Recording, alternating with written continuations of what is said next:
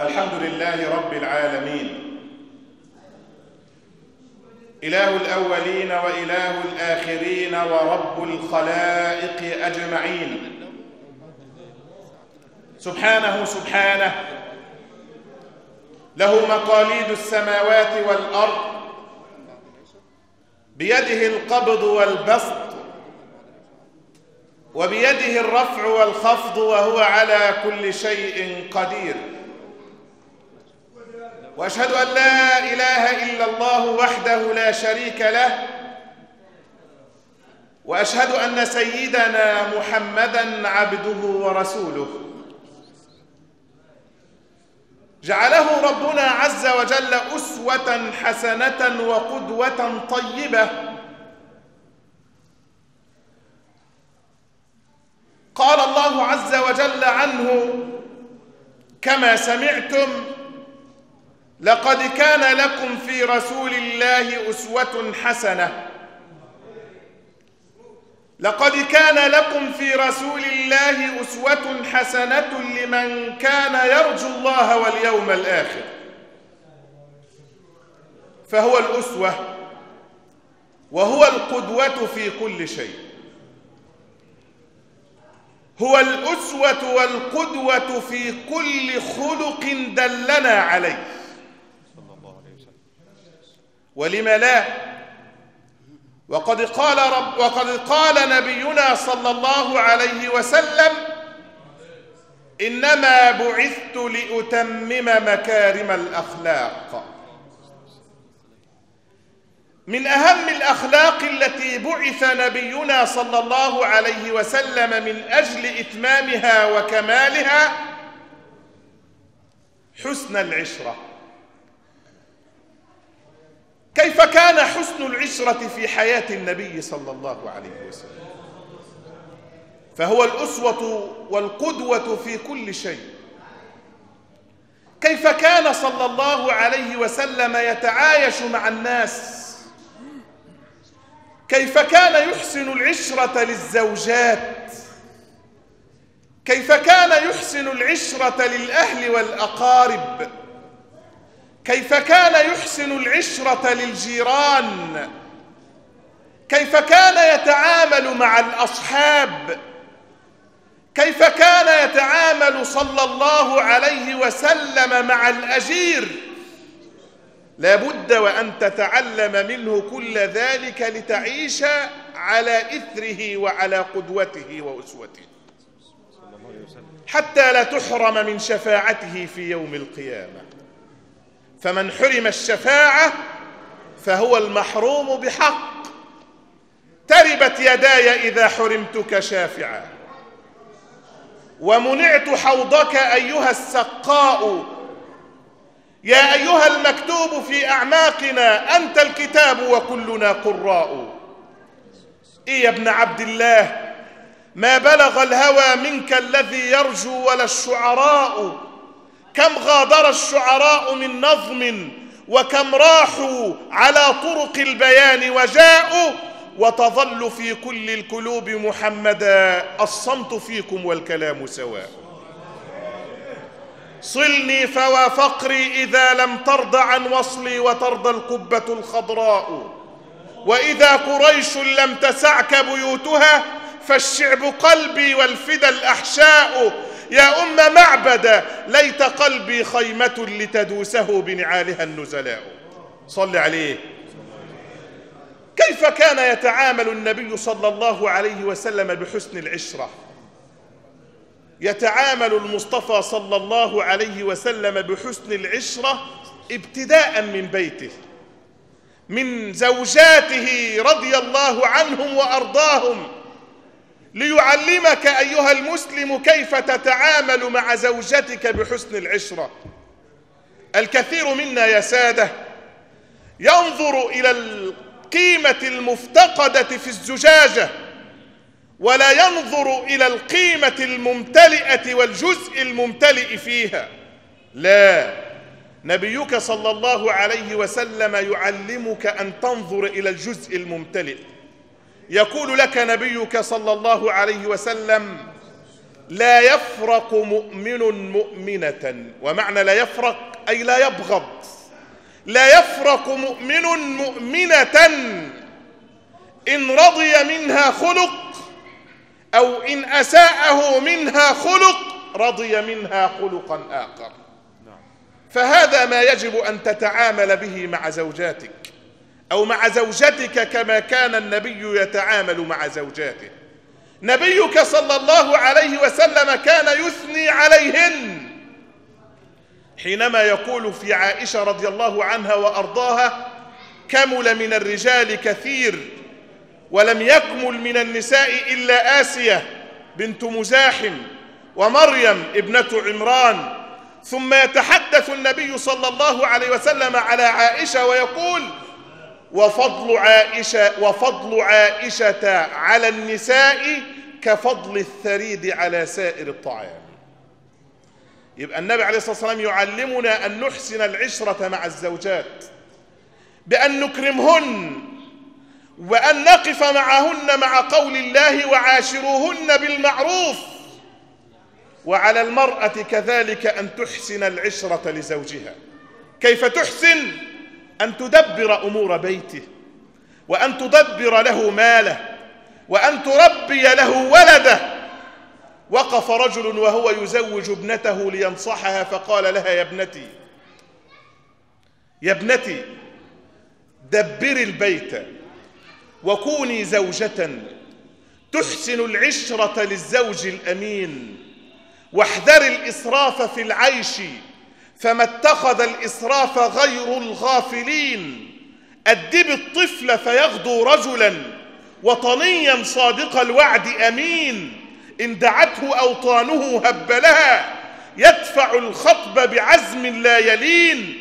إنما البيت والأم به بين زوج وبنات وبنين أمة صغرى، ومن أمثالها يرفع الملك على أس متين. يرفع الملك على أس متين إذا وجدت فيه امرأة تحسن العشرة لزوجها ورجل يحسن العشرة لامرأته. علمنا نبينا صلى الله عليه وسلم أن نحسن العشرة مع الجيران، ولم لا؟ وقد ذبحت لنبيكم صلى الله عليه وسلم شاة، فحينما يدخل المصطفى صلى الله عليه وسلم يقول: أأهديتم لجارنا اليهودي؟ يسأل المصطفى صلى الله عليه وسلم عن الجار اليهودي، فكيف بنا وكلنا مسلمون؟ أهديتم لجارنا اليهودي؟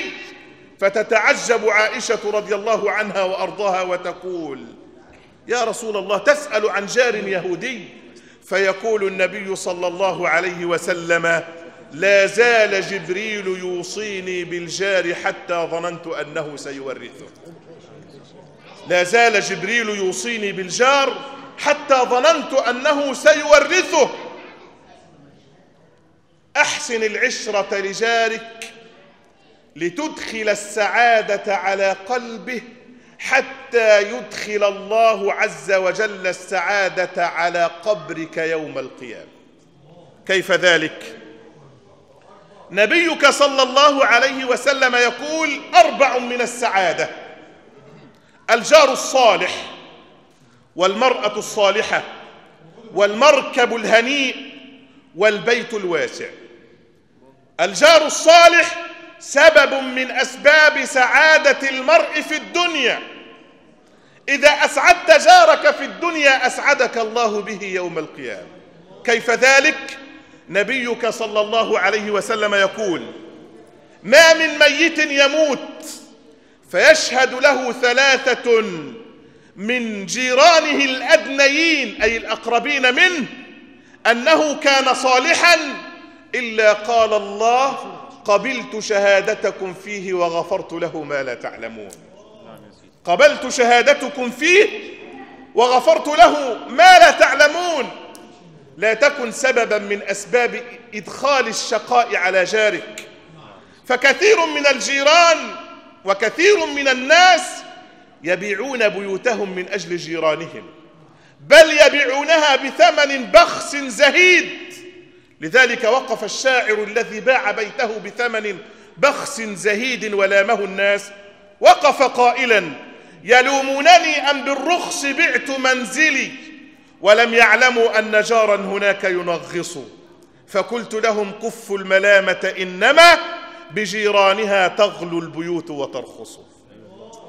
هناك الكثير من الناس يسيئون العشرة للجيران ولا يذكرون إلا كل سيء، وإذا رأوا صالحا كتموه، وفيهم قال الشاعر: إن يسمعوا ريبة طاروا بها فرحا مني، وما سمعوا من صالح كتموا، جهلا إذا سمعوا خيرا ذكرت به، وإذا ذكرت بسوء عندهم أذنوا. نبيك صلى الله عليه وسلم يعلمك أن تحسن العشرة مع جارك ولو بالقليل من الهدية.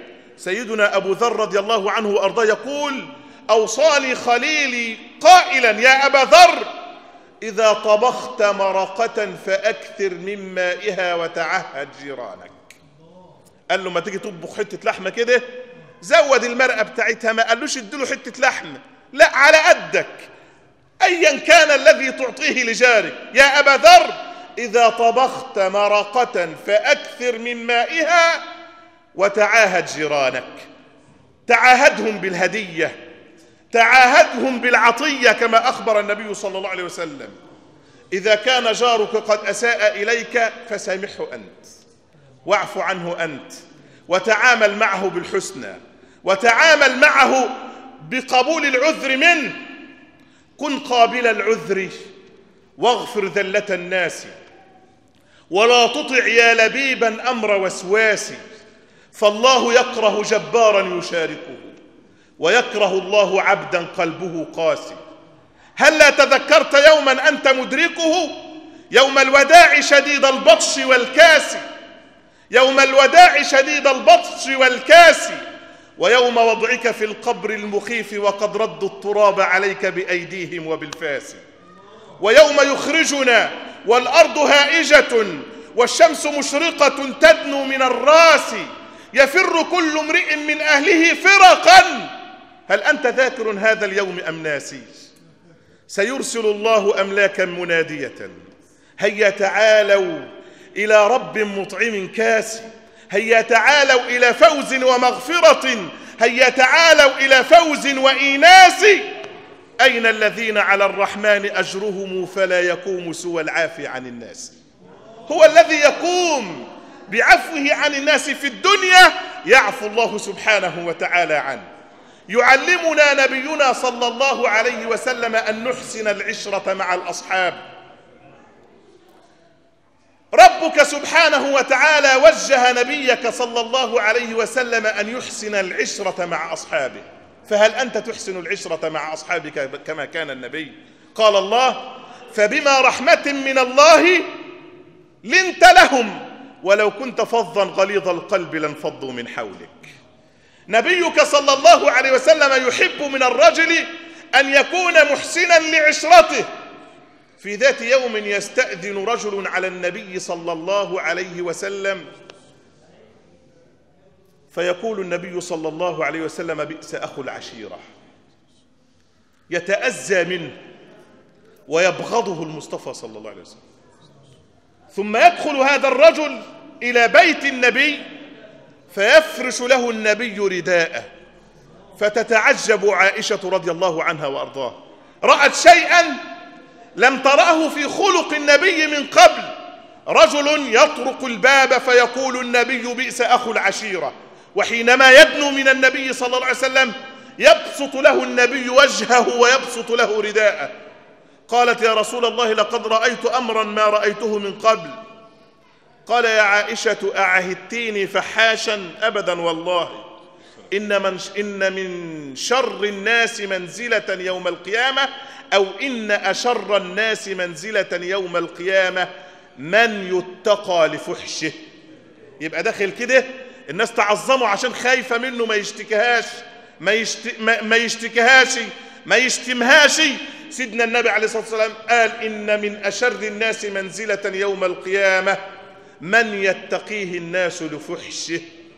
أتريد أن تكون واحدا من هؤلاء، أم تريد أن تكون صاحب خلق سمح وصاحب عشرة سمحة كما كان النبي صلى الله عليه وسلم؟ نبيكم صلى الله عليه وسلم كان يمسح الأذى والأسى عن أصحابه ويقلب لهم الآلام إلى آمال. كيف ذلك؟ حينما رآهم في غزوة الخندق، حينما تجمع الأحزاب كما سمعتم من قارئنا الكريم، رآهم في ضيق شديد وفي جوع شديد، ورآهم كذلك في برد شديد كالذي نشعر به في هذه الأيام وهم يحفرون الخندق. فناداهم المصطفى صلى الله عليه وسلم مواسيا: اللهم لا عيش إلا عيش الآخرة فارحم الأنصار والمهاجرة. يقول ذلك مواسيا لهم: اللهم لا عيش إلا عيش الآخرة فارحم الأنصار والمهاجرة. فيرد عليه الصحب الكريم: نحن الذين بايعوا محمدا على الجهاد ما بقينا أبدا. كان صلى الله عليه وسلم يمزح مع أصحابه، ومع مزاحه مع أصحابه لا يقول إلا صدقا. يأتي إليه رجل من الأعراب، من أعراب البادية، ويجلس في السوق فيحتضنه النبي صلى الله عليه وسلم من خلفه، وهو سيدنا زاهر. كان يأتي من البادية للنبي صلى الله عليه وسلم ويتحف النبي بالهدية ويزوده النبي صلى الله عليه وسلم بهدية. فجاء إليه النبي صلى الله عليه وسلم في ذات يوم واحتضنه من خلفه، فلم يرى هذا الصحابي النبي صلى الله عليه وسلم، فقال: أرسلني من هذا؟ ثم رمق بعينه فإذ به يرى لحية النبي صلى الله عليه وسلم، وإذ به يرى النبي صلى الله عليه وسلم. ماذا يصنع؟ فيلصق ظهره بصدر النبي صلى الله عليه وسلم رجاء بركته. ونبيكم صلى الله عليه وسلم يقول ممازحا: من يشتري هذا العبد؟ فيقول هذا الرجل: تجدني كاسدا يا رسول الله. فيقول: أنت لست بكاسد، أنت عند الله غال. مزاح المصطفى صلى الله عليه وسلم لم يكن سخرية من أصحابه كما يفعل البعض. فحينما صعد سيدنا عبد الله بن مسعود، وكان دقيق الساقين، كان نحيف الجسد دقيق الساقين، صعد في ذات يوم على شجرة الأراك ليجني قضيبا من أراك، اللي هو العود السواك. فضحك القوم منه، فقال النبي صلى الله عليه وسلم: مما تضحكون؟ قالوا: يا رسول الله من دقة ساقيه. فقال صلى الله عليه وسلم: هما أثقل في الميزان يوم القيامة من جبل أحد. إن كنتم تمزحون فامزحوا كما كان يمزح المصطفى صلى الله عليه وسلم بحسن العشرة. كان صلى الله عليه وسلم يحسن العشرة مع الأجير. سيدنا أنس رضي الله عنه وأرضاه يقول: خدمت النبي صلى الله عليه وسلم 10 سنين، وفي رواية 9 سنين، فما قال لي لشيء لم أفعله لما لم تفعله، وما قال لي لشيء فعلته لما فعلت هذا الشيء. أين نحن من ذلك؟ الأجير يا سادة مش معناه إن أنا أجيب أجير عندي أو عبد عندي، لا، كلنا بنخدم بعضنا. الفلاح بيزرع في أرضه عشان يأكلني، وأنا بروح جمعيتي عشان أعلم ابنه. كلنا بنخدم بعضنا. الناس للناس من بدو وحاضرة بعض لبعض وإن لم يشعروا خدموا. كلنا يخدم بعضنا بعضا، ولكن علينا أن نحسن العشرة مع الأجير. نبيك صلى الله عليه وسلم يقول: إذا أجرت لنفسك أجيرا أيا كان هذا الأجير وأيا كان عمله فلا تبخس له حقا أبدا. أعطوا الأجير حقه قبل أن يجف عرقه كما قال النبي صلى الله عليه وسلم. نبيكم صلى الله عليه وسلم ملك القلوب بأخلاقه وبحسن عشرته.